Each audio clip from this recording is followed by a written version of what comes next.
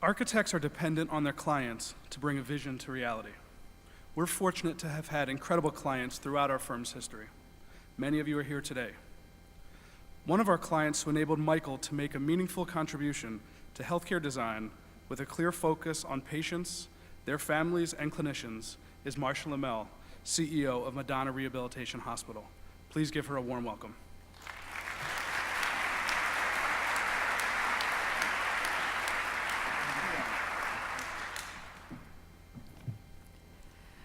I had the privilege of knowing the Michael who cared so much about people with disabilities, who wanted to design something for and about patients and families, who understood that design is about the experience and the effect on a person's whole attitude, that beauty surrounds you, can touch your soul. I asked Michael what interested him about Madonna's project. He said that when he sat in our therapy gym, he saw empathy. He said he had never seen that before in the hospitals where he'd been treated.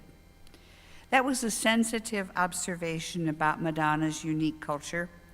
One of the quotes on our wall is from Willa Cather, Nebraska's most famous novelist, probably Nebraska's only novelist. Where there is great love, there are always great miracles, and we see them every day at Madonna. Michael asked me what was the most important element about the design of our new hospital. I told him it must not look like a hospital. He smiled that mysterious smile he had, the one I think he got when he had a new idea. Madonna is one of the most technologically advanced rehabilitation hospitals in the nation, and Michael loved technology and innovation. His designs for hospital room furniture are elegant and practical. He got involved in testing some of the equipment we designed in our research institute. He was like a kid in the candy store with that.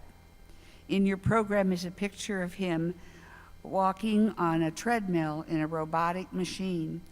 He was smiling the whole time and saying, "Min, take another picture. Min, take another picture." But I think the look on his face was more like, how can I fix this and make it better? He loved the fact that we had created an environmental control system so that patients could control lights, temperature, fans, shades, doors, TV with only gestures or voice commands or eye movements or iPad swipes or whatever function they might have. Every room in the new hospital will be equipped with that technology, and Michael loved that. Madonna has admitted patients, some of the most compromised patients in the nation, from 45 states in just the past few years. 110 hospitals around the country sent patients to Madonna last year. They are patients like Michael with rare neurological diseases, traumatic spinal cord injuries and brain injuries, infants with shaken baby syndrome, high school football players with life-threatening head trauma, and hundreds of soldiers, victims of our wars.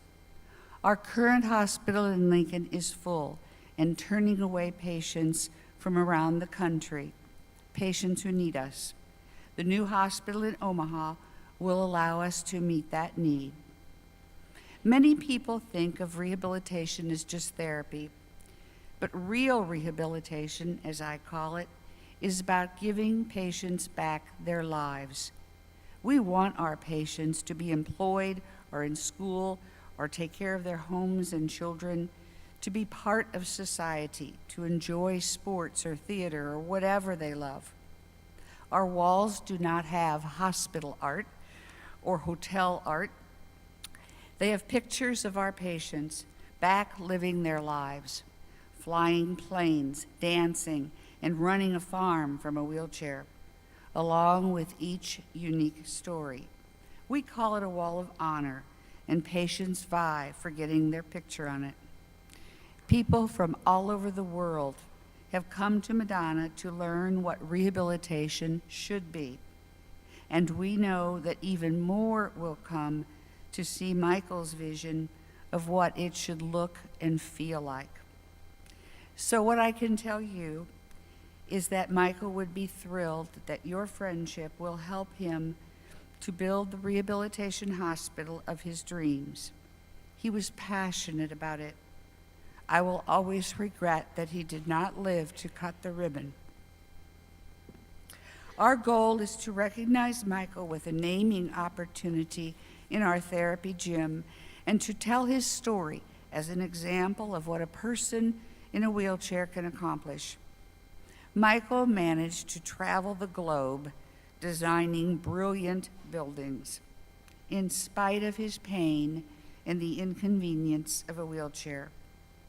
We will miss him, but his example will live on for thousands of patients who will recover in the hospital designed by Michael for them. I want you to hear from Michael himself, his passion about this project, and to experience the love and friendship he shared with us and with every single patient and family member he met. You will see just a few of the thousands of patients we serve every year and their metamorphosis from losing everything to gaining back their lives.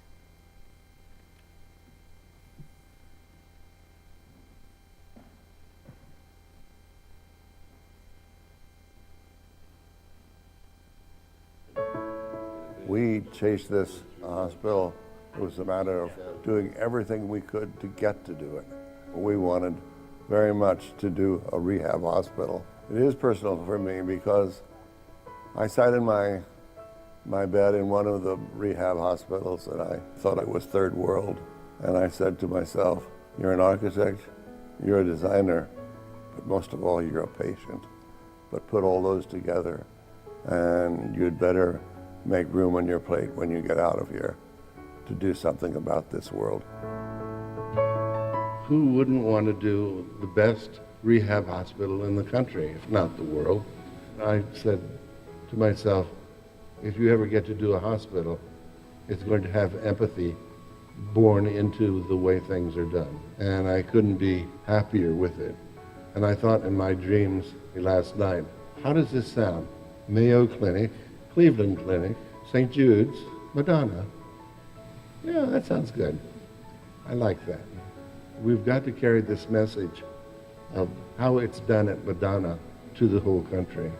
It's beyond words in a way, because I've seen the other side of it. I've been in 8 hospitals and 4 rehab facilities, and there simply isn't anything that can touch it.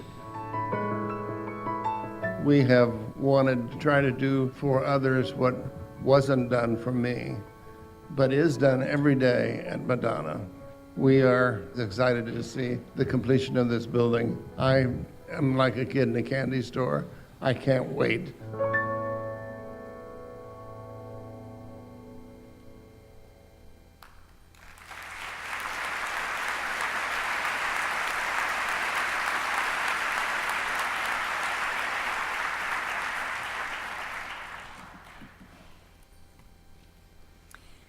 In 2013, Michael was notified that President Barack Obama had appointed him to the United States Access Board, an independent federal agency that provides leadership in accessible design under the ADA and other laws. Michael was honored to receive such an appointment, and he became dedicated to contributing to this important agency. I'd now like to welcome the Executive Director of the United States Access Board, David Capozzi.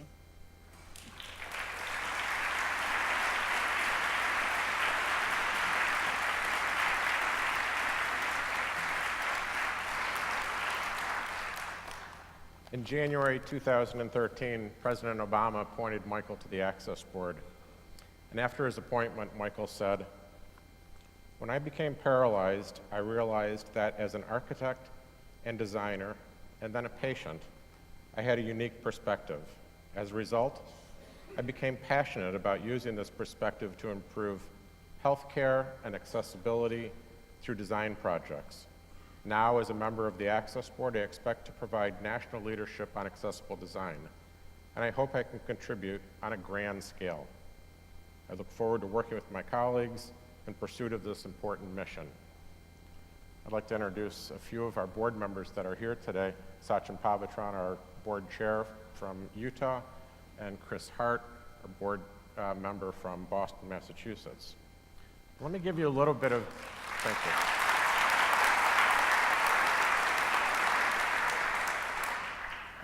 Let me give you the backstory of Michael's appointment. A few weeks before his appointment was made public, our general counsel came into my office. He was a little conservative. He comes into my office and he said, "Good luck. The White House is about to appoint an iconic architect, Michael Graves. He'll probably have a huge ego and be very opinionated." So I called Michael the day after he was appointed, and I must say that I was pleasantly surprised.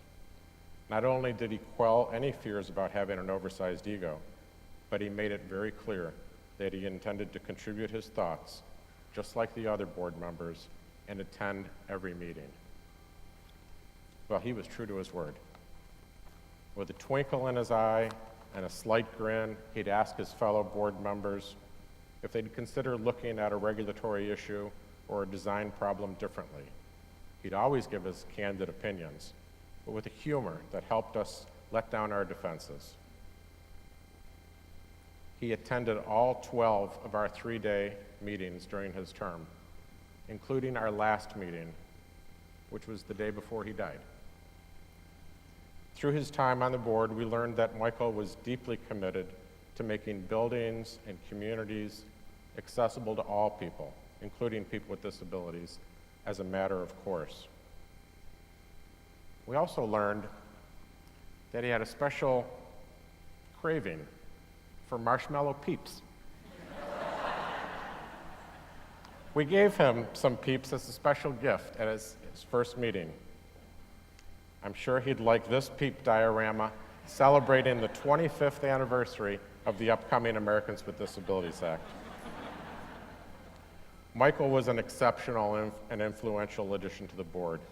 His creativity and design attitude were powerfully informed by his sensitivity and understanding of human nature. To honor his memory, beginning next summer, we'll be creating a new paid summer internship for students, architects, and thank you very much.